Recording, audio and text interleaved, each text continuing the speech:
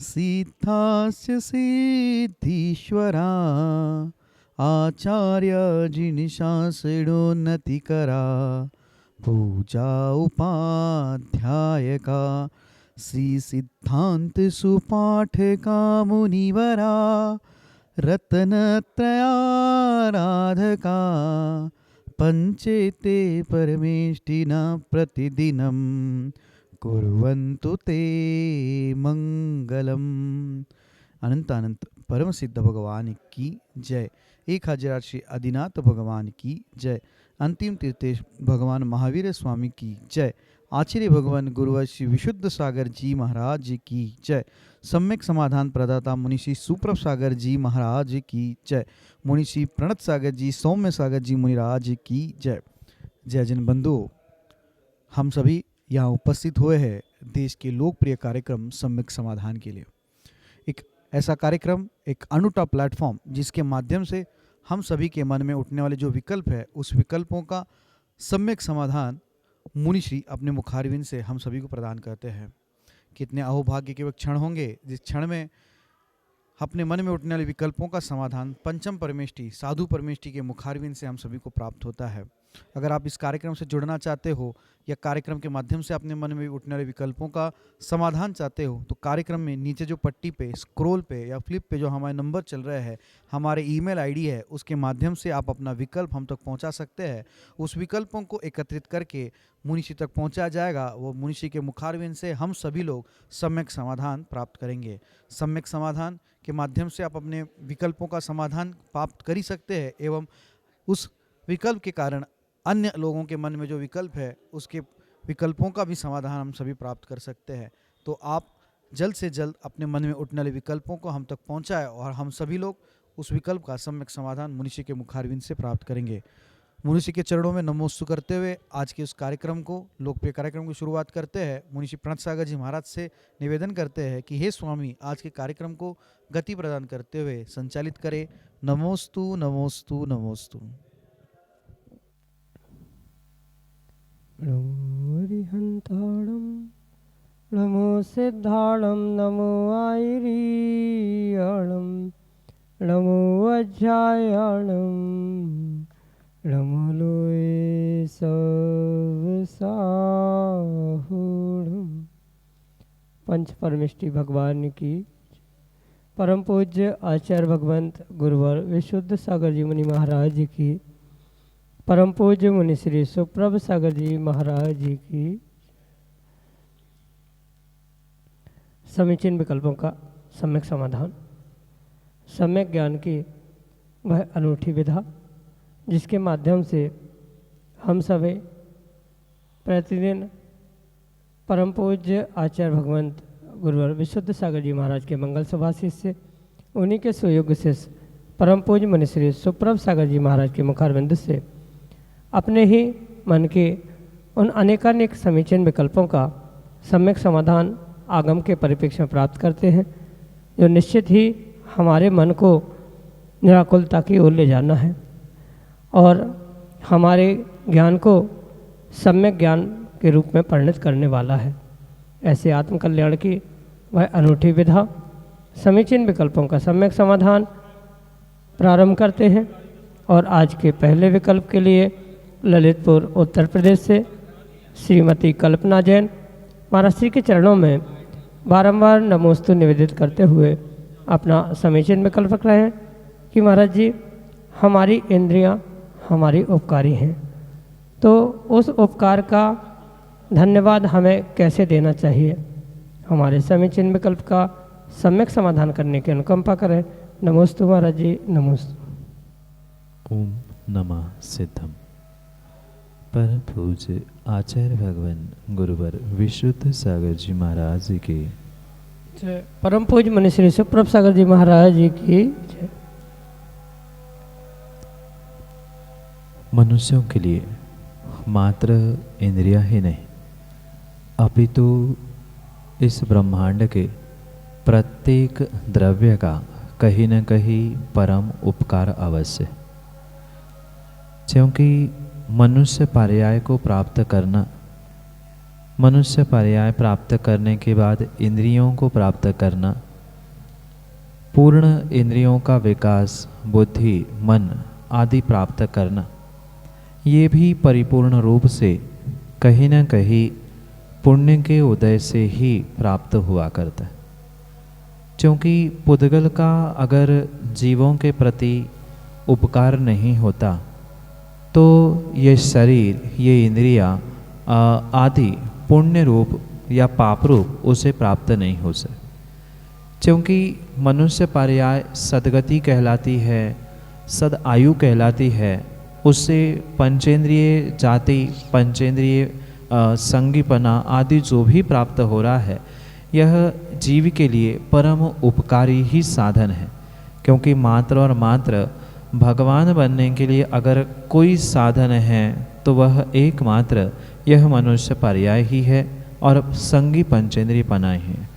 इसलिए कहीं न कहीं यह उपकार की भावना जीव को अवश्य ही रखने की आवश्यकता है कि जिसके उपकार के बिना किसी भी प्रकार से जीव अपने इस श्रेष्ठतम पर्याय को प्राप्त ही नहीं कर सकता।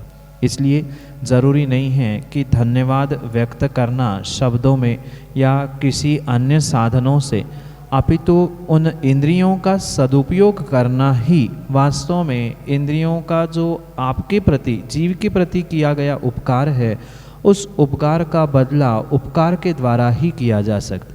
अगर उन इंद्रियों के द्वारा आप किसी अन्य जीवों के अपकार के, हिंसा के या विषय भोगों के ही साधनों को प्राप्त करने का प्रयास उन इंद्रियों के माध्यम से कर रहे हैं, तो कहीं न कहीं वह इंद्रियों का दुरुपयोग होगा और इंद्रियों का दुरुपयोग होने के निमित्त से पूर्ण रूप से वह इंद्रियों के प्रति अपकार ही प्रकट करने की भूमिका होगी। इसलिए ये अवश्य समझे कि जो जीवों के प्रति, जीवों को अपने उन इंद्रिया, शरीर आदि के प्रति जो उपकार की भावना रखनी है, वहाँ पूर्ण रूप से यही विचार करने की आवश्यकता है कि शब्दों से, किसी साधनों से, किसी प्रकार से धन्यवाद प्रकट करने की आवश्यकता नहीं है, पर उनका सदुपयोग कर लेना, विषय भोगों से हटाकर शुभ कार्यों में इस मनुष्य पर्याय को, इंद्रियों को लगा लेना, यही वास्तव में उन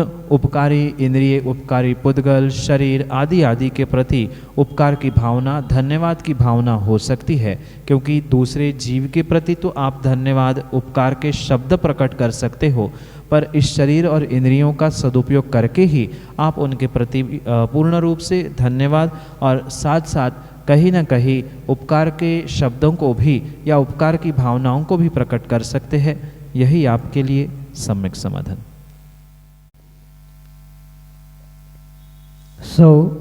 प्रांजलि सचिन जैन, बसमत महाराष्ट्र के चरणों में बारंबार नमोस्तु निवेदित करते हुए अपना समीचीन विकल्प रख रहे हैं कि महाराज जी, जब हम पूजन करते हैं तो नैवेद्य और अर्घ चढ़ाते समय जल चढ़ाते हैं, तो हमें चढ़ाना चाहिए या नहीं? क्योंकि कुछ लोग जल चढ़ाते समय हंसते हैं। हमारे समीचीन विकल्प का सम्यक समाधान करने की अनुकंपा करें। नमोस्तु महाराज जी, नमोस्तु। भगवान की, गुरु की, जिनवाणी की या अन्य किसी के भी पूजन करते समय जो 8 द्रव्यों की व्यवस्था आगम में आचार्य भगवंतों ने बताई है, वहाँ उनको विवेक पूर्वक समझने की आवश्यकता है। क्योंकि अर्घ का मतलब ही कहीं न कहीं पूर्ण रूप से 8 द्रव्यों का समावेश जहाँ होता है वही अर्घ होता है। जल, चंदन, अक्षत, पुष्प, चरु, दीप, धूप आदि इन 8 द्रव्यों को समाहित करते हुए ही वह अनर्घ्य पद की प्राप्ति के लिए अर्घ्य चढ़ाया जाता है। इसलिए वहाँ पर अगर जल चंदन के अभाव में मात्र चावल और एकाध चटक या एकाध फल लेकर अर्घ्य चढ़ाया जा रहा है, तो वास्तविकता में वह कहीं न कहीं अर्घ्य की पूर्णता करने वाला नहीं है, भावों की अभिव्यक्ति करने वाला नहीं हो सकता। क्योंकि जल, चंदन, अक्षत, पुष्प, चरु, दीप, धूप, फल आदि अनेक प्रकार के पद्यों से अर्घ्य को बनाते हुए 8 द्रव्यों के मिश्रण की बात जब आती है, वहाँ पूर्ण रूप से जल, चंदन, अक्षत उन 8 द्रव्यों का थोड़ा बहुत समावेश होना बहुत आवश्यक है। इसलिए अर्घ्य चढ़ाते समय अगर माना कि अर्घ्य में भले ही जल चंदन मिलाया नहीं है, पर अलग से अगर आप जल को चंदन को विसर्जित कर रहे हैं अर्घ्य के साथ, तो उसमें कोई भी दोष नहीं है, क्योंकि अर्घ्य 8 द्रव्यों को मिलाकर ही होता है।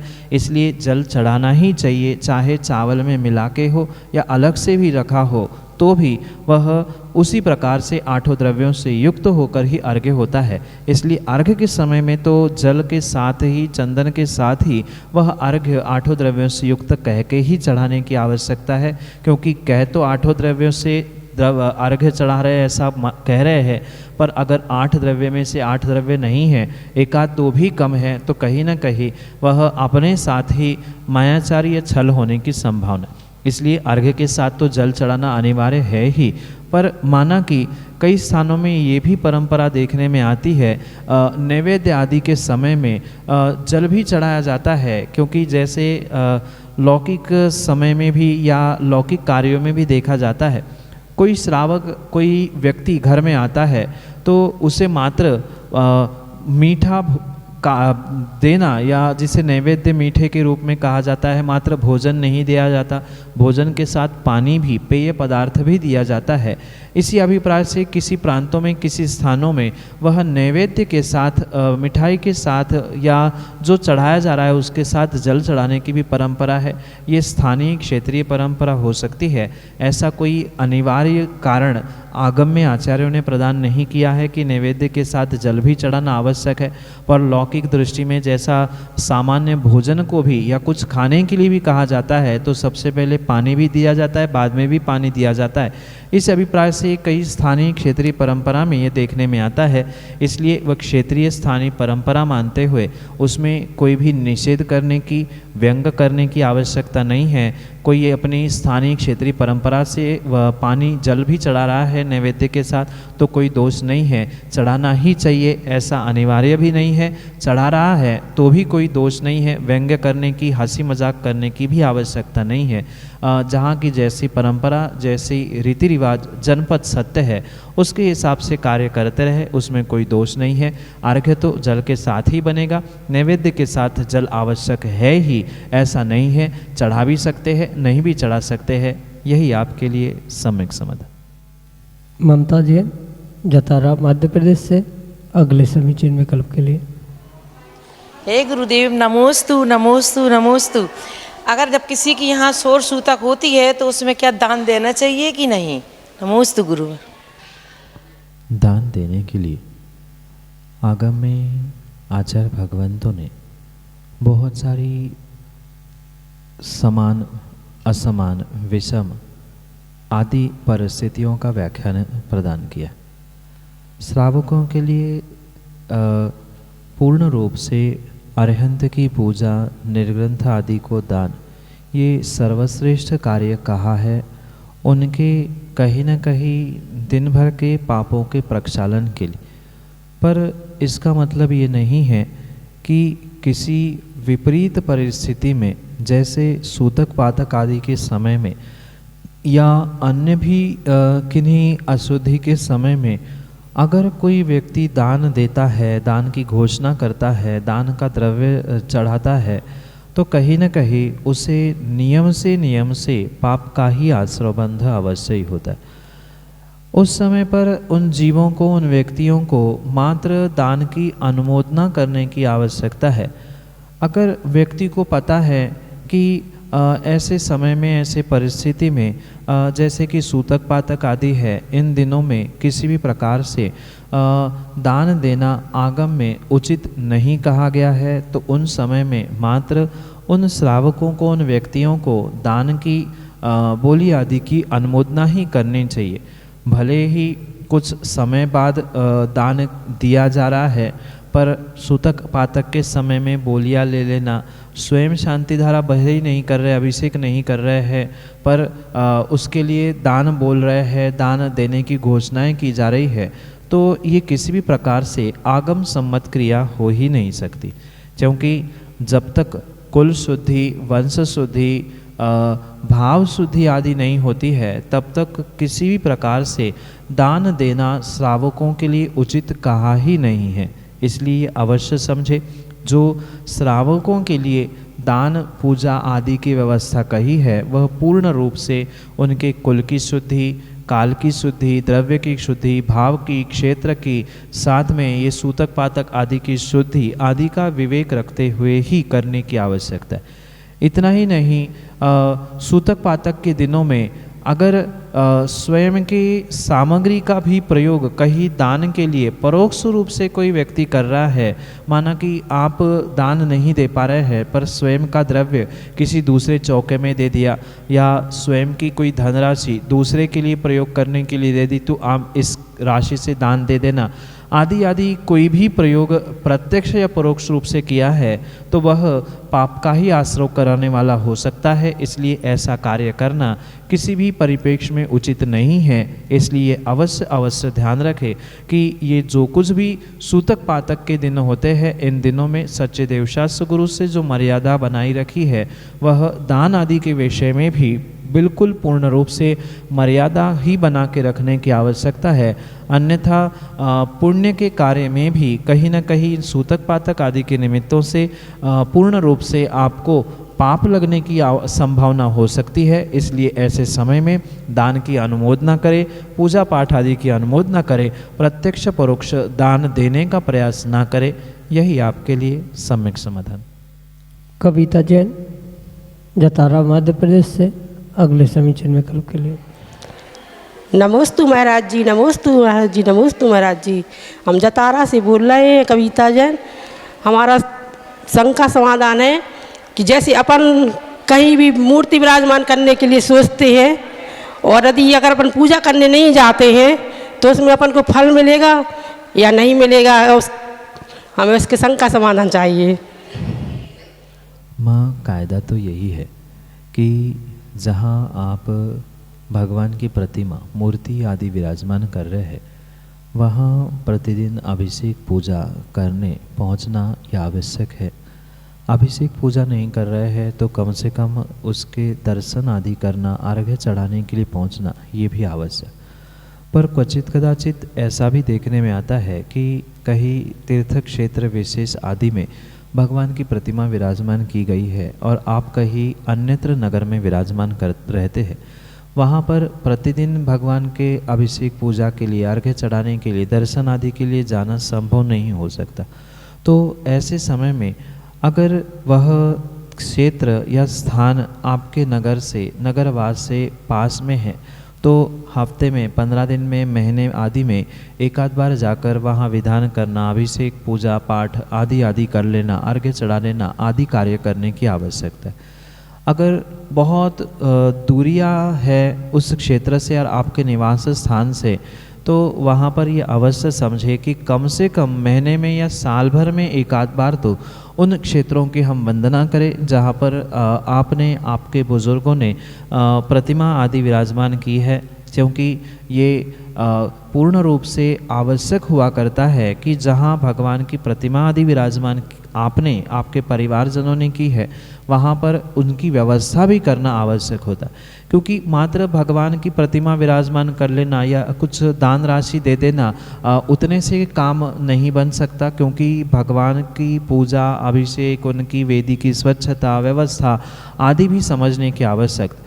इसलिए आगम में और एक व्यवस्था आचार्य भगवंतों ने बताई है कि माना कि बहुत दूर कहीं आप भगवान विराजमान कर रहे हो तो ऐसे स्थानों पे विराजमान करते समय भगवान की न्यौछावर राशि के साथ साथ कुछ अलग से भी द्रव्य देने की आवश्यकता है, जिसे एक शाश्वत फंड कह दे या कुछ ऐसी व्यवस्था के रूप में कमेटी को, मंदिर क्षेत्र को देने की आवश्यकता है, जिस फंड के निमित्त से, जिन धन राशि के निमित्त से आने वाले समय में भले ही आप वहाँ पूजा पाठ करने नहीं पहुँच रहे, अभिषेक करने, देखरेख करने नहीं पहुँच रहे हैं, तो उस धन राशि या फंड के निमित्त से वह अन्य दूसरों किसी के द्वारा उस मंदिर की, उस प्रतिमा की, उस वेदी की रख रखाव कर सके, उसका ध्यान रख सके, आदि आदि कार्यों के लिए भगवान की प्रतिमा की न्यौछावर के अलावा भी कुछ ऐसी दान राशि सहयोग के रूप में, व्यवस्था के रूप में प्रदान करने की आवश्यकता है, जिसके माध्यम से आने वाले समय में कहीं न कहीं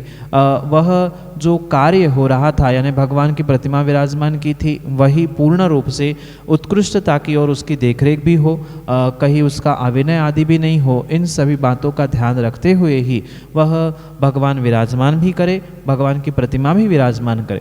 माना कि क्वचित कदाचित किन्हीं कारणों से आप महीनों तक वर्षों तक नहीं पहुंच रहे हैं तो भगवान विराजमान करने का पाप बिल्कुल भी नहीं लगेगा, पर जो व्यवस्था के रूप में भगवान के दर्शन आदि करने से विशेष भावों की विशुद्धि आदि जागृत हो रही थी, उसके निमित्त से जो विशेष पुण्य का आश्रय बंद होने वाला था वह शायद आपको उस समय पर नहीं हो सकता। इसलिए ये अवश्य ध्यान रखें कि भगवान की मूर्ति विराजमान करना ये सातिशय पुण्य का ही उदय हुआ करता है, क्योंकि आचार्य भगवंतों ने श्रावकों के लिए स्पष्ट रूप से कहा है कि अगर शक्ति नहीं भी है तो जीवन में कम से कम एक सरसों के दाने के बराबर जिन बिंब और धनिया के पत्ते के बराबर एक जिन मंदिर बनाने की आवश्यकता है प्रत्येक श्रावक को। इसलिए जितनी जहाँ जैसी शक्ति हो उस शक्ति के अनुसार आप कार्य करें, पर ये अवश्य ध्यान रखें कि उसकी व्यवस्था आने वाले समय में भी बनी रहे। इसलिए साक्षात हम पहुँचे, हमारी आने वाली पीढ़ी पहुँचे, नहीं पहुँचे तो उसके लिए कुछ ध्रुव फंड आदि के द्वारा कुछ सहयोग राशि भी बना के रखें। अगर दर्शन करने हर समय पहुँचते रहेंगे तो विशेष पुण्य का आश्रय होगा, नहीं जाएंगे तो पाप का आश्रय नहीं होगा, पर विशेष पुण्य के आश्रय से आप अवश्य ही वंचित होते रहेंगे। यही आपके लिए सम्यक समाधान। नितिन जैन, जतारा, मध्य प्रदेश से अगले समीचीन विकल्प के लिए। मेरा नाम है रतनजन, मैं जतारा से प्रश्न कर रहा हूँ। नमोस्तु महाराज जी, नमोस्तु महाराज जी। महाराज जी, नंदीश्वर द्वीप में सुबह और शाम का भेद कैसे मालूम पड़ता है? कृपया मार्गदर्शन देने का कष्ट करें।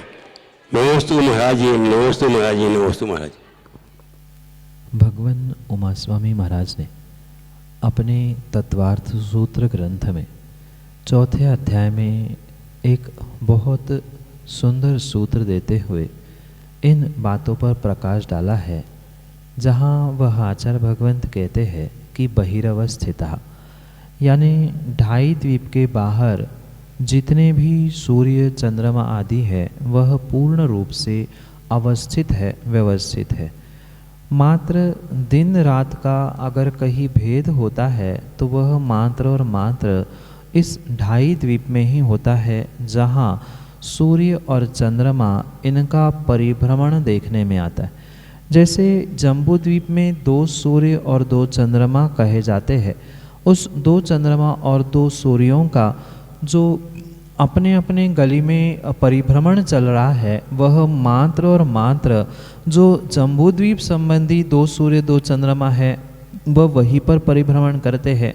अन्य द्वीप समुद्रों में जो जिसकी जैसी जैसी क्रमशः संख्या बताई गई है वैसे वैसे वहाँ पर उन सूर्य चंद्रमा आदियों का परिभ्रमण होता है, जिसके निमित्त से दिन रात आदि का भेद देखने में आता है। पर 2.5 द्वीप के बाहर जितने भी द्वीप समुद्र है वहाँ जहाँ सूर्य स्थित है, जहाँ चंद्रमा स्थित है वह वहीं पर स्थित है, उनका किसी भी प्रकार से परिभ्रमण नहीं होता। जो ये सूर्य ग्रह नक्षत्र तारे आदि आदि परिभ्रमित होते हुए दिख रहे हैं वह मात्र और मात्र इस 2.5 द्वीप संबंधी ही जो मेरु है उन मेरु की ही वे प्रदक्षिणा करते हैं।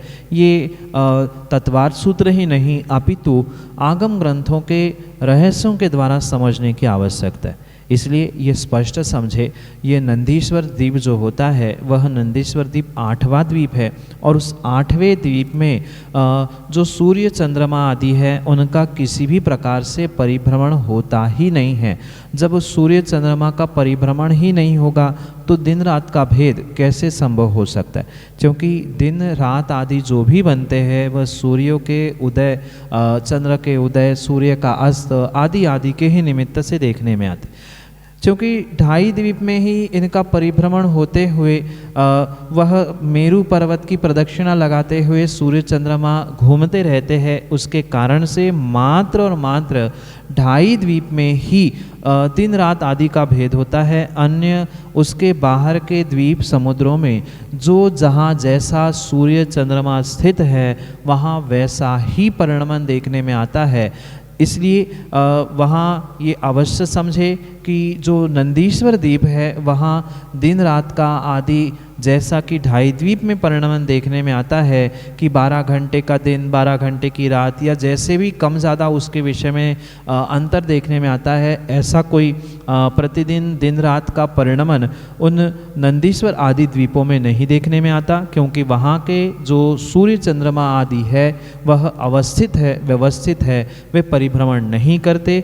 इसको आचार्य भगवंत उमा स्वामी ने बहिरव स्थिता इस सूत्र के माध्यम से और अन्य भी अनेकानेक आचार्य भगवंतों ने इस विषय को सुस्पष्ट करने का प्रयास किया है। इसी परिप्रेक्ष्य में ये अवश्य समझे, नंदीश्वर द्वीप में कोई भी दिन रात का भेद इस प्रकार से नहीं होता, क्योंकि वहाँ के सूर्य चंद्रमा स्थित है, अवस्थित है, उनका परिभ्रमण नहीं होता। यही आपके लिए सम्यक समाधान। वर्षा जैन, जतारा, मध्य प्रदेश से अगले समीचीन विकल्प के लिए। मेरा नाम वर्षा जैन है, मैं जतारा से बोल रही हूँ। नमोस्तु महाराज जी, नमोस्तु। मेरा प्रश्न है कि यदि हम किसी का अच्छे और सच्चे भावों से उपकार करते हैं, यदि वह हमारे उपकारों को न माने तो हमारा कौन से पाप का उदय है? नमोस्तु महाराज जी, नमोस्तु। दया ये जैन धर्म का मूल सिद्धांत है और इसी बात को प्रस्तावित करने के लिए आचार्य भगवंतों ने परस्परपग्रहो जीवानाम इस सूत्र को बताया, जहाँ ये बात अवश्य समझनी होगी कि प्रत्येक जीव द्रव्य का दूसरे जीव द्रव्य के प्रति उपकार करना, दया करुणा का भाव रखना, यही वास्तव में ये अहिंसामयी विश्व जैन धर्म की परिभाषा है। इसलिए कोई आपके उपकारों को माने अथवा ना माने, उसके भाव क्या है क्या नहीं है वह व्यक्तिगत रूप से उसका स्वयं का विषय हो सकता है, पर ये अवश्य समझे कि फिर भी आपको प्रत्येक जीव द्रव्य के प्रति उपकार के भावों को अवश्य ही प्राप्त करने की आवश्यकता है। अगर कोई ये सोचे कि मेरे उपकार का बदला कोई कर रहा है या मेरे उपकार की प्रशंसा कोई कर रहा है तो ही मैं उपकार करूं, मेरे उपकार करने की किसी को अगर कीमत ही नहीं है, मेरे सहयोग करने की किसी को अगर कीमत ही नहीं है तो मैं किस लिए सहयोग करूं, किस लिए उपकार करूं, तो ये आपका सोचना पूर्ण रूप से गलत है। क्योंकि अगर आप किसी के बदले में, किसी प्रशंसा के बदले में या किसी अन्य उपकार के बदले में किसी के उपकार कर रहे हो तो वह वास्तव में उपकार नहीं है, कहीं न कहीं एक प्रकार का ये व्यापार ही हो सकता है। इसलिए इसे व्यापार के रूप में ना समझते हुए एक दया के रूप में, करुणा के रूप के, धर्म के रूप में दूसरे के प्रति किए गए उपकारों को समझने की आवश्यकता है। आचार्य भगवंतों ने स्पष्ट रूप से लिखा है और नीतिकारों ने भी ये स्पष्ट रूप से लिखा है कि दूसरों के प्रति उपकार तो हर पल करना चाहिए, पर उपकार करने के बाद उपकारी के उपकार को जिसने आप पर उपकार किया है उसे तो याद रखना चाहिए, पर आपने जिस पर उपकार किया है वह तुरंत उपकार करके भूलने की आवश्यकता है। अन्यथा संक्लेश भावों से पुण्य की जगह किए गए उपकारों के निमित्त से आपको पाप का आश्रय होगा। और रही बात जो आपके उपकारों को नहीं मान रहा है वह कहीं न कहीं आपके असाता वेदनी का, आपके अयशाकीर्ति कर्म के उदय का ही प्रभाव है, जिस कारण से आप दूसरों का अच्छा करते हुए भी, दूसरों के प्रति उपकार के भाव रखते हुए, उपकार करते हुए आपके प्रति उपकार प्रकट नहीं कर रहा है। ये कहीं न कहीं आपके अयशाकीर्ति, असाता वेदनी आदि अनेक कर्मों का उदय हो सकता है। इसलिए ऐसे कर्मों से बचने के लिए अपने भावों को संभालते हुए उपकार करते रहे, प्रति उपकार की भावना, प्रशंसा की भावना ना रखे। यही आपके लिए सम्यक समाधान। जय जन बंधु, हम सभी लाभ ले रहे थे लोकप्रिय कार्यक्रम सम्यक समाधान का। प्रतिदिन की भांति यह कार्यक्रम 5:13 पे यूट्यूब चैनल सुप्रभ वॉच के माध्यम से प्रसारित होता है। मुनिषी का नाम सुप्रभ और वाणी का पर्यायवाची नाम उवाच, सुप्रभ उवाच, यह नाम चैनल का है। आप यूट्यूब पे सुप्रभ उवाच सर्च कर सकते हैं एवं सर्च करके इस यूट्यूब चैनल को सब्सक्राइब करें एवं उसका बेल आइकन प्रेस करें ताकि मुनिश्री की अधिक जानकारी एवं जो सम्यक समाधान आदि कार्यक्रम है उसकी जानकारी भी आपको उपलब्ध होती रहे। नोटिफिकेशन के द्वारा आपको याद रखने की ज़रूरत नहीं है। प्रतिदिन ठीक 5:13 पे यूट्यूब चैनल सुप्रभ उवाच के माध्यम से यही कार्यक्रम प्रतिदिन शाम को 4 बजे आदिनाथ टीवी चैनल के माध्यम से भी प्रसारित होता है। ठीक 4 बजे आदिनाथ टीवी चैनल के माध्यम से सम्यक समाधान उपलब्ध होता है। शाम को 7:40 पे जिनवान टीवी के माध्यम से मुनिषी के प्रवचन विगत चातुर्मास्थली विदिशा में सुक्ति मुक्तावली इस अद्भुत ग्रंथ पे हुए थे। उस प्रवचनांश प्रतिदिन शाम को 7:40 पे जिनवान टीवी के माध्यम से प्रसारित होते हैं। आप सभी लोग घर बैठे सुक्ति मुक्तावली इस ग्रंथ का स्वाध्याय करते हुए मुनिषी के वाणी का लाभ ले सकते हैं। प्रतिदिन 2:30 पे 2:30 बजे मुनिषी के प्रवचन आदिनाथ टीवी चैनल के माध्यम से भी प्रसारित होते हैं। आप सभी लोग दोपहर को 2:30 पे आदिनाथ टीवी चैनल के माध्यम से भी मुनिषी के प्रवचन का लाभ ले सकते हैं। आज के लिए इतना ही। मुनिषी के चरणों में कोटिशा नमोस्तु करते हुए आज के इस लोकप्रिय कार्यक्रम को यहीं पे विराम देते हैं। नमोस्तु नमोस्तु नमोस्तु।